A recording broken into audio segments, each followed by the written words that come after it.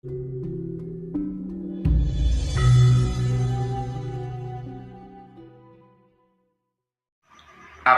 Da Dharmaku kang sayekti. Lire Dharmaku kang sayekti iki ayo padha perbuat baik. Aja nganti gawe kapitunaning liyan, mangkane ana teleng kalbu iki duwe rasa jati sing ora gelem nglarani rasaning liyan. Dharmaku kang sayekti. To tukulaku urip. Lah urip iki kan tukul nang pribadine menungsa dhewe-dhewe iso obah iki sing kena diarani urip. Sak mubah musikku mbok gawa nyandi monggo. Nggih maling ya oleh, nggih ngrampok ya oleh, nggih bener ya oleh, nggih salah ya oleh. Dadine kena diarani menungsa sempurna iki kan kedunungan apa wae. Mangkane lek sawene wong maling aja disalahne. Wong teke dhewe malinge digawe maling, tapi Mbah Alam ngendika resiko tanggungan dhewe. Watakku beda-beda, menungsa sak donya iki ora enek sing padha watake ya. Lakune ora beda. Lakune ora beda iki ya segabeng nang donya iki segabeng urip, lakune kewan, lakune menungsa, lakune ula kan beda-beda. Apa pangandikaku ora beda. Wong ngomongi pangandikane ora beda. Sing beda bahasane. Sing Dura ya ngono kae, sing Cina ya ngono kae, sing Inggris ya ngono. Pangandikane kan ora beda. Nah, kuwi sing diarani pangandikaku ora beda. Dalanku ngebaki jagat. Ya kenyataane wong sak donya iki dalane ngebaki jagat. Ngalor ya oleh, ngidul ya oleh, ngulon ya oleh, ngetan ya oleh. Mangkane ngebaki jagat. Wong munggah wae oleh lek bisa kok.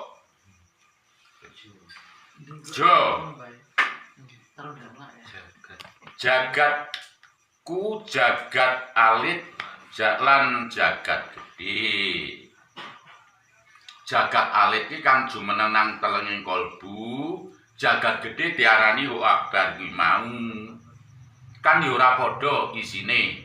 Isine cuma Adam dan Hawa. Contoh diarani Hu Akbar ngebaki jagat. Iki contone. Karo sing jagat cilik mlebu metune. Tak kira ora beda, mangkane tembunge tanpa hambedake. Kuwi wedine ya. Terus yekti iki kawruh kang satuhu, lire iki bener. Gene anek sing nyalahne nggih monggo. Penemuane Mbah No disalahne ya ora pegel. Ya. Versi masing-masing. Ini penemuan Mbah Saeno. Terus nyatakno kanthi laku kang sayekti. Dadine kabeh iso wiwiran kaya Mbah No ki mau iso ya, Le. Dadine kudune nyatakne kanthi apa? Kanthi laku. Laku temen bakal tinemu apa sing padha digayuh. Jane menungsa sak donya ki padha kok. Ora enek Mbah No ngarani kowe sing iso, kowe sing gak iso. Kabeh kono iso, sing penting ada niat. Aku pengen iso dilantari belajar. Dadine ora enek spontanitas, ora belajar moro iso iki ora masuk akal, berarti akal-akalan. Manunggale rasa kang sejati. Lire manunggale rasa kang sejati kuwi mau sing iso ngrasakne ya rasane dhewe. Lire ngene, rasa sejati mosok putra wayahku kabeh mlaku dalan penak, mlaku salah terus rasane ora penak, ora iso ngrasakne rasa kang sejati. Dadi nek kan iso pilah-pilah antarane mlaku bener karo salah iki rasa sejatine lek salah ya ora penak, lek bener ya penak. Judule kan ngono. Terus gayuan nuju abadan abadi kuwi tuntunan Jawa ya Le.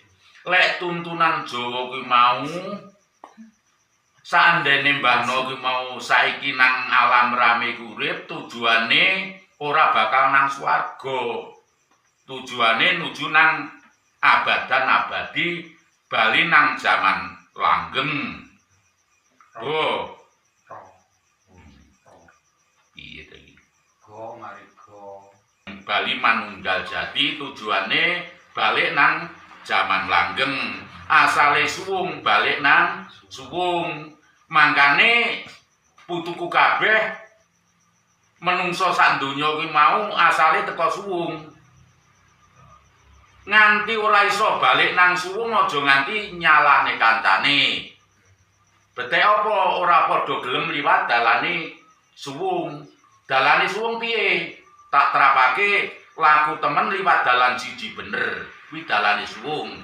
Sapa ae sing wis gelem nglakoni tentang kuwi bakal bali nang sangkan paraning dumadi ya bali nang suwung sejatina ngono kang diarani alam langgeng.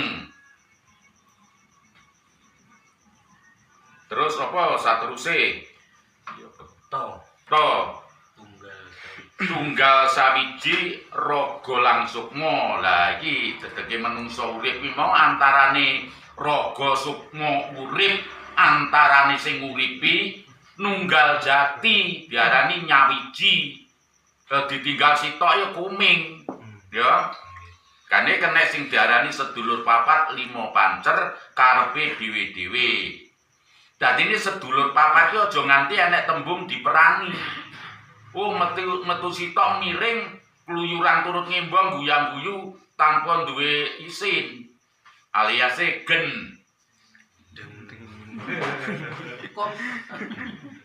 Ya wis diterusne monggo. Ngaliyep baliku tan karoso tujuannya Jawa Dipa lamun Bali layak liyepe ngaluyup langsung nunggal jati bali nang sangkan paraning dumadi alias ase nuju nang kamuksan jati. Iki anu le ya werdine kitab Adamakna huruf Hanacaraka Datasawala padha jayanya maga badhanga. Lah mawujude mulai pecuk jempolan sikil nganti rambut ya ing kono kuwi mau kabeh tulisan sing wis terserat Hanacaraka Datasawala padha jayanya maga badhanga kenek diarani sipating urip. Nah terus saiki Mbahno arepe medharake tentang tuntunane ya Le. Diarani tutur tinular. Jadi tutur tinular iki kaya ora kaya dene Mbahno terok-terok nang TV sing diarani apa iki jenenge? Tutur tinular. Tutur tinular film bukan ya enek werdine. Tujuane urip nang alam donya kanggene wong omah-omah tujuane tutur tinular, tutur sing kenek ditulane sak padha padane sak putra wayahe sak anak putune kabeh. Tune tutur tinular tuntunan nuju kebenaran. Nah kuwi dikaitne karo aku kowe kabeh urip nang alam donya iki mau kongkon nindakake bener.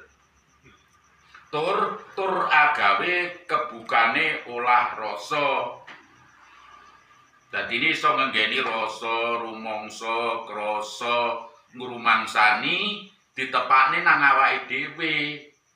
Lek dijiwit lara ya aja sok jiwit. Tinarbuka lahir lan batine. Lah kuwi oleh-oleh olah rasa. Dadi lek salah ya rasa salahe bener rasa benere, makane tinarbuka lahir batine ora sak ngeyel. Lek salah ya ndang ngakoni kesalahane, kuwi jenenge wong normal. No nuju urip langgeng lek tujuane perjalanan iki kan urip langgeng dari perjalanan Jawa di Bali mau. Lane laku utama mahanani katentreman ya sapa ae. Laku utama iki laku temen liwat dalan siji bener kuwi sing diarani laku utama. Nuju katentremane di dalam rumah tangga. Paribasane saiki sing wis montore akeh. Terus omahe magrung-magrung, bojone 5. Lha ora nek ketentremane tanpa guna. Mangane mahanani katentreman kuwi di dalam rumah tunggal terutama kerukunan, saling menghormati. Ere rahayuning kulawarga dadi katentremane wong omah-omah iki mulai rezekine sempulur, terus ora tau padudon, tentrem ayem. Lha kuwi mau sing kena diarani rahayuning kulawarga, tujuane urip bebrayan enek alam donya iki. Kuwi paparane tutur tinular le ya. Wis monggo saiki sing padha arep takon, monggo takon. Sing durung ngerti kudu ditakokke. Mangke mbae iso ngrucehne babagan petakonan kuwi mau.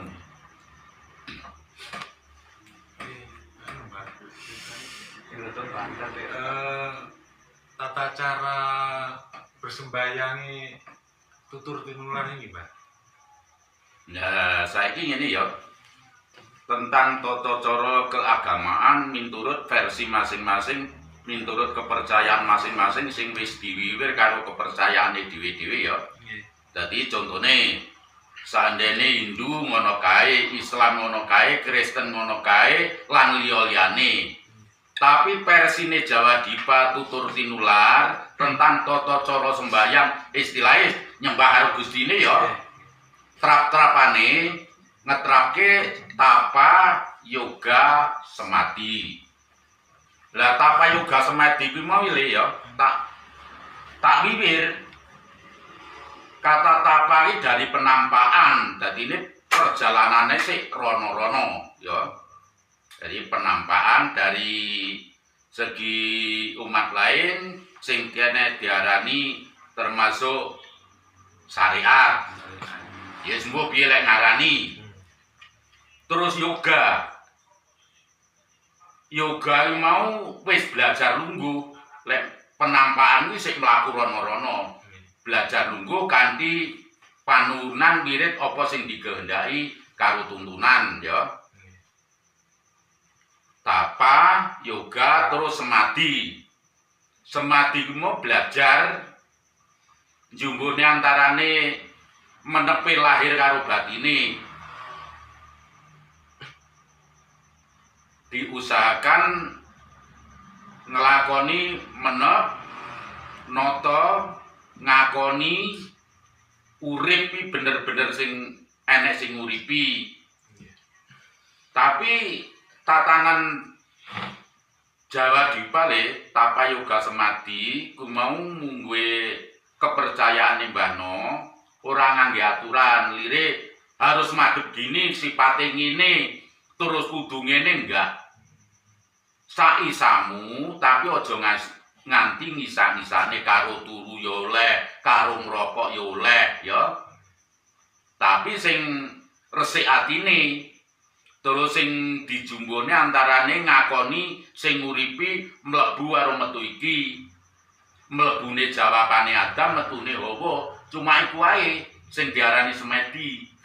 Nganti iso lepas teko permintaan alias pasrah le. Lah judule pasrah kuwi mau iso dinilai berhasil lan orane. Lah golek pasrah ki mau sik iso bar pasrah, Mbah aku mari pasrah roh ngene kuwi sik salah. Ya. Jadi dinamakan pasrah iki jangan ada permintaan. Contoh, pasrah kok sik do Gusti kok aku kepengen roh iki.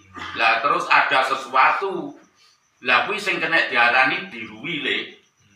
Tapi lek pasrah ndak ada permintaan, ada sesuatu kuwi jenenge roh tenan. Bedano antarane roh karo dirui. Lek roh iki ada permintaan, dirui iki ada permintaan, lek roh iki secara otomatis ora ada permintaan, ada kahanan diarani roh. Kuwi tatanane manunggale kawula Gusti, tatanane Jawa Dwipa. Tapi urung teko semono le dadine enek unen-unene nang, ning, nung, nang, ning, nung, neng. Makanya tembunge nang kono-kono, ning kene nunggal. Padha tapa, yoga, semadi. Urung cukup iki sing paling angel nenge. Makanya nang, ning, nung, neng. Nang kono-kono, ning kene nunggal. Lek wis nunggal ku mau gur aja ndrememel wae. Goleki menepe, lire meneng-menep. Kanca irane layap-liyape ngaluyup nganti biar padang paningal sejatine mawujud. Lah terus saiki ngene le dadine lek enek ya sapa wae aku gak ngarani siji lan sijine. Omonge wis mari semedi ngene-ngene sik ero ngene-ngene kuwi berarti urung neng ya le. Sing diarani neng tak gambarne. Iki kudu dirungokke. Tembung neng ki tak ibarate kaya dene wong turu sing tanpa ngimpi. Dadine lek wong turu sing tanpa ngimpi lek ditekoni ora iso, gak muni wong ora ngimpi. Sing iso ditekoni aku mau jam sakmene, sadarku jam sakmene, kuwi baru sing bener le ya. Bar ngeneng sik cerita, kuwi kena urung diarani meneng. Lah kuwi tatarane wong Jawa lek nyembah Gustine. Terutama yang sing terakhir ngangge ilmu pasrah. Lepas dari permintaan, jadi nganti layap liyepe ngaluyup. Wis monggo.